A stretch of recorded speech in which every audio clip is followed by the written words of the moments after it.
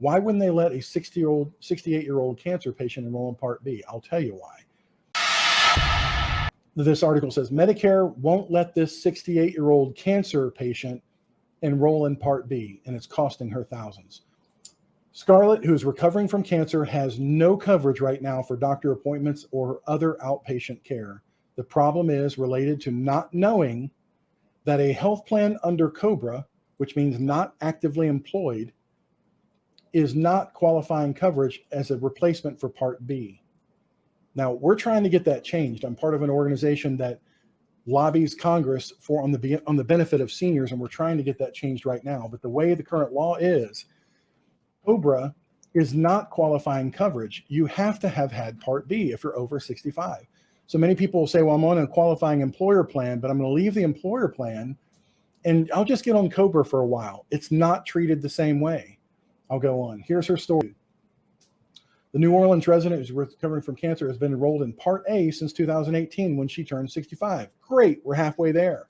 Yet, due to how Medicare interacts with insurance through an employer, coverage she lost in August, she is now not allowed to sign up for Part B until January. Why? That's the general election period if you forgot to sign up on Part B and you want to do it later.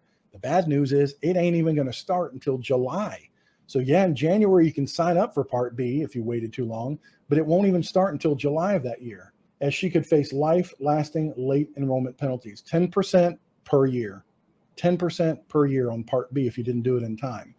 The only out to that, to avoid that penalty, is you're at an employment, you're still actively employed, literally actively employed, not on COBRA, not on a retiree plan, you're actively employed, and you have qualifying coverage from being a group that's over 20 employees. Quote, the Center for Medicare Advocacy attorney said, the rules surrounding Medicare eligibility, particularly as it relates to employer-based coverage, is unnecessarily complicated. Man, I wish there's some kind of an agent who can answer these questions for people. Anyway, with quite unfair results in some situations like this one, said 𝗣𝗵𝗿𝗁, Associate Director and Senior Apology. Okay.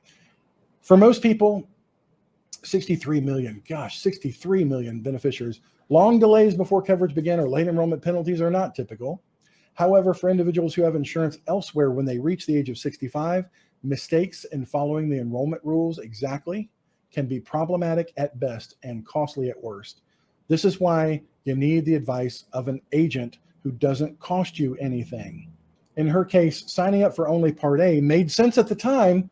She was covered through the wife's workplace health plan, and the rules allow the beneficiaries to delay Part B without penalty if they have qualifying coverage that Medicare considers acceptable. That'd be actively employed with a group of 20 or more employees. The problem arose when she resigned from her job, diagnosed with head and neck cancer, and the couple remained on the insurance under COBRA. COBRA is not actively employed. It's not qualifying care. That law allows you to stay on your health plan for 18 months. Unfortunately, under Medicare rules, everything changes once the insurance is not related to active employment. It's confusing and trips up a lot of people, said David.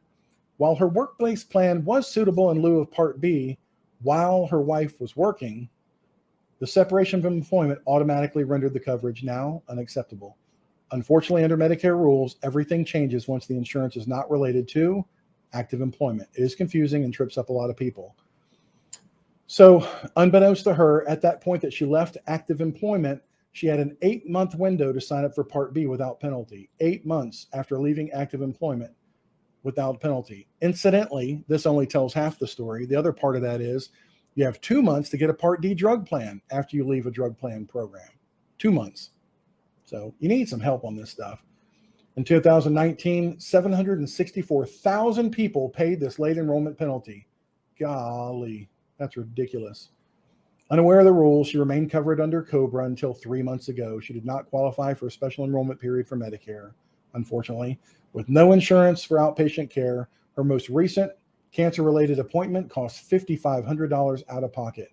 And that was after requesting financial relief from the original almost $8,000 price tag. So sad. So it really pays to know when you're going to sign up for coverage, when you need to sign up for coverage.